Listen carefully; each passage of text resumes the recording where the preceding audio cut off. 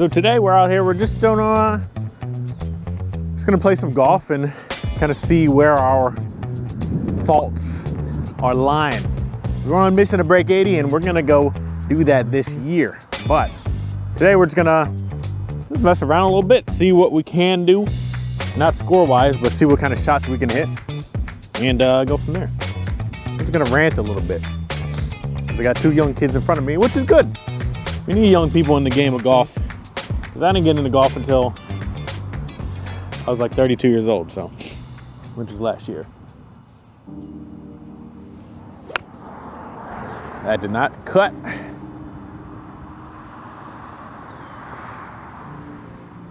Terrible shot, but you know what? We find it, we hit it again. Now I just hit that 5-iron 170, no, I hit it 150 yards. That's how bad of a strike it was. But you know what? It doesn't really matter. You find it, you hit it again. That's what golf is. One thing that I have going for me is my mental. Now I'm a psychologist, so I should have my mental going for me. And I should be pretty good with that. But I don't really get angry too much. I don't let things bother me too much, except for bad drivers. I'm not talking about the golf ball, I'm talking about in the car. That was chunky again, but run a little bit. A little chunky and a little bad. But you know what, bad drivers? Let me tell you what happened on the way here. I hate bad drivers that don't respect the rules of the road. It's the only kind of civilization we got. If you can't respect the rules of the road in a multiple ton car, what kind of decorum do we have? Anyway, so I'm at the green light. I'm heading straight. The people in front of me, they get the green light first. They get to turn left. Okay, makes sense. But what a shot. We're gonna hit another one because we got time. We're gonna use a 60 degree. So they got the left turn signal. They go ahead. Now there's a line of cars that are there, all waiting to turn left. Now, I guess you can follow where this is going. They turn left. They start going left, and then my turn signal starts to go. And you know what? All of the cars continue to go. Oh, that was awful. Well, it ran up. But all of the turns, all the cars, they continue to go, and I have to fucking wait to turn left because these cars don't want to wait their turn for us proper people to go first. You know what? I don't respect that. Now I get it. Oh, I'm impatient. I don't want to have to wait, 25 more seconds for these cars that have the right way to go for me to go. So I'm just gonna form a little cha-cha slide line and follow ahead of all the people that are ahead of me and just make this other people wait. Just follow the rules of the road and we're all good. We're all happy. We're all chilling. Everyone's safe. Everyone's not dying on the road.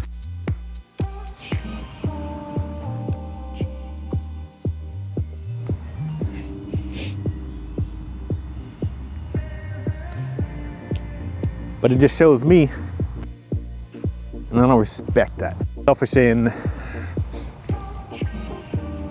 going for the ambitions that you want in life. Cool, I ain't got a problem with that. Unless you are putting people down and making them feel worse about it, you shouldn't do that. But if you were just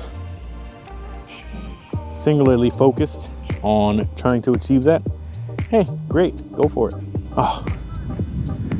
When you're on the road, don't be a dick. Just follow the fucking rules. You know that I'm not even a huge stickler on rules. You got 160 yards, par 3. I'm not even a huge stickler on rules. You want to go hit your ball into the water, drop it 300 yards out, give yourself a par after hitting 6 shots out of the bunker. Hey, you do you, man. That's your life. It doesn't affect me. But when we're on the road, it's just like, hey, man, just don't be a dick. I don't know. It's pretty simple if you go about life that way. Don't be a dick. And everybody's happy. Let me ask you guys a question. How do you guys feel about cheating in golf? I'm not talking about like a professional golf tournament. I'm just talking about you out with your boys or your girls or both, and you're just You're just playing some golf on a Sunday, you know? You walk over and you know your boy hit it out of bounds. Oh, beautiful chip. You know they hit it out of bounds, but somehow they found the ball, you know? They always finding the ball, no matter what. Hit it into the water. Oh, I found it. It's right next to the edge. Hit it into some train tracks. Nope, it bounced off the train track. Oh, here it is. You know, how do you feel about that? That was awful. You know, you seen your friend, one off the tee, one in the bunker. You know, the third shot in the bunker, they don't get it out of the sand. They take 3 shots to get out of the sand.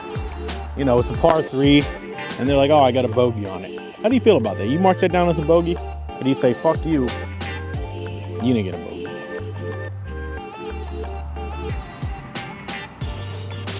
I kind of, you know, I'm vibing with whatever it is. You want to put it down for a bogey? Hey, do you, man. You want to say you broke 80? Hey, man, cool. You do you. I ain't got no money on the line with you.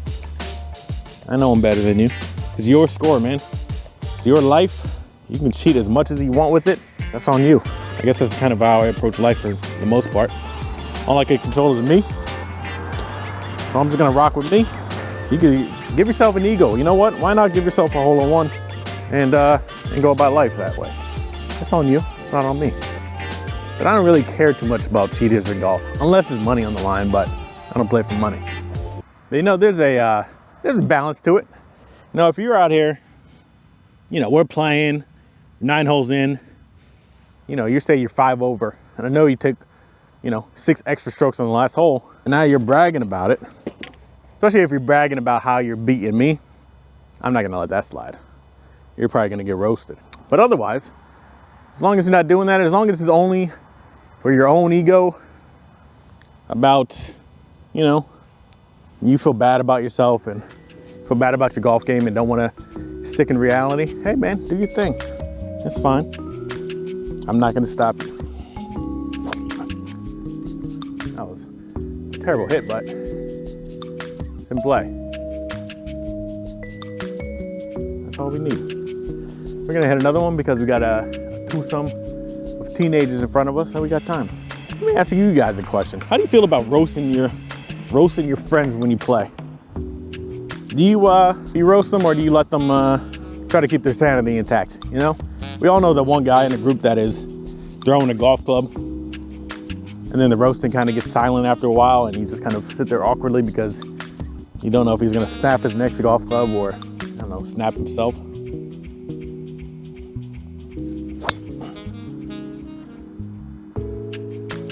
Took a weird turn, but I like roasting people. But on the golf course, I know a lot of people got a weak mental, you know? So I try to keep the roasting to minimum, unless you start it off. You start it off, you're gonna get it.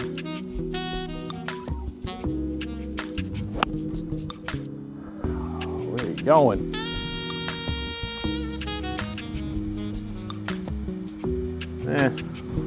It's on. I don't really understand. I mean, I get it as a psychologist. I get how people have a weak mental game. And that's why you should watch my last video. Some upcoming videos that I got coming out about how to get better at your mental. I don't have that inner demon that is causing me to be angry all the time. So I'm a little bit more relaxed than most people.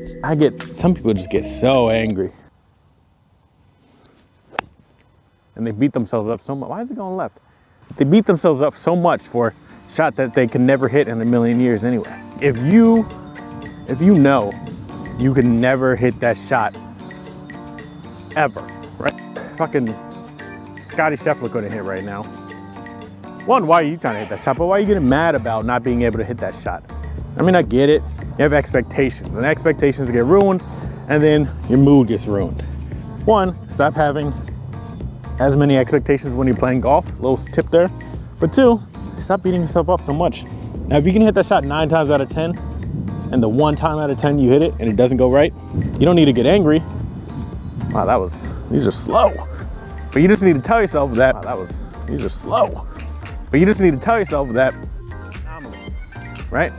If you're not hitting the shot that you can hit 9 times out of 10, why are you hitting that shot? At least that's my mindset. I don't know, you tell me. Should you be hitting the shot that you can't hit 9 times out of 10? Oh, okay, now you want Today's not a day. I think they just aerated. Well, they did just aerate the greens, so they're super slow, bumpy. But anyway, I know people that will pull out a driver every single hole, no matter what. Oh, check that shit out. Easy birdie. But I know somebody that will pull out a driver every single hole, and some get angry when they hit it into the woods. They hit it out of bounds. I'm like, what did you expect? The fairway is 15 yards wide. There's water 200 yards out, and I know you can only hit the driver 210 yards. So what are you doing? Now, if you don't get angry, do whatever you want, man. Got 188 yards. It's downwind, so. My friend just texted me about the Tiger Woods news and the PGA. Are they gonna be receiving a bunch of money? Said it must be nice. And I was like, yeah, it would be nice to get 100 mil, but you know what's even nicer? Being able to receive 100 million and knowing that it's not gonna change my lifestyle one bit because I'm so fucking rich. That must be nice.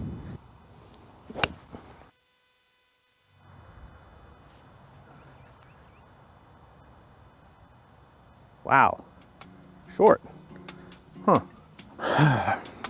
You know, I get a little flippy sometimes with, especially with hitting a draw, and I don't feel that as comfortable hitting a draw as I do a fade, but I wanted to practice hitting a draw. I hit a draw, it just didn't go as far as I wanted it to, or needed it to.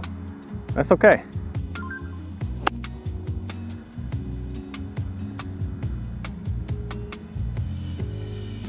Yeah, pretty good. I don't really like going for feel shots. I like to just know the number, but that's just me. That's not to say I hitting feels or feeling shots. This is, I practiced a few chips. This is my third one. That was a good one. But I generally like to get a number and then I go off the feeling from that number. You know, if you don't get a number, even for a chip shot, it's just kind of laziness, I feel. You know, what's the downside of getting a number? You gotta take 10 seconds to either open up an app or 2 seconds to ping it with your rangefinder.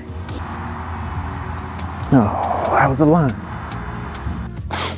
I think when you're trying to break 100 or trying to break 90, honestly, just trying to get better at golf, I think a lot of shots can be saved if you just kind of save yourself on laziness. Right now, I'm just practicing, so I'm not using a line. I know people too lazy to use a line on the ball. Use the line. All balls have a line on them. Use that. That was a terrible putt. You know how slow they are. That was a good read, terrible putt. But stop being lazy, you know? Oh, I gotta go back to the cart to get another club? Okay, well, if you're trying to get a better score, you should probably do that. If you're just having fun, do whatever you want. It's cool. But like I said, it's your score, so, you know, do whatever you want. But if you're the guy that says, oh, if I went back and I got my 7-iron, I don't even know if I'm in frame. I went back and got my 7-iron, I would have landed that on the green, so I'm just gonna subtract 1 from my score. What are you doing? Now with this driver, I have a tendency to hook it, so I'm really working on not doing that. I'm getting my hands a little less active. I'm gonna try to hit a fade because there's trees here.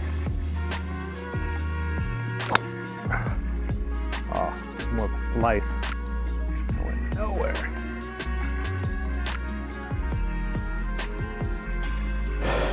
Do it again. Stay down on the ball a little bit more. You know what, let's hit a draw, why not?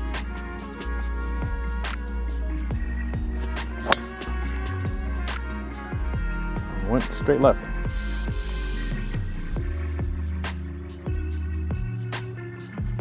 Now, I said I don't really get mad about things, and this still doesn't really get me that mad. But when you hit a, you know, good drive, great drive, decent drive, whatever, you know it lands somewhere in the fairway, in the light rough. And guess what? You go up there, you can't find it.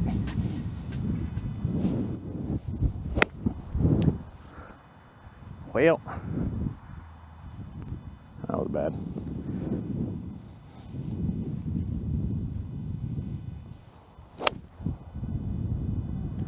That was better. You know, there actually are a few things, now that I think about it, that bother me. Things that bother me on the course, just as, you know, such as like laziness on the course from other people, and then them complaining. Mainly about complaints, even though I know this whole video is about me ranting about shit. You know, complaining on the course when you don't need to. I'm not complaining about my game though. I'm just complaining about life.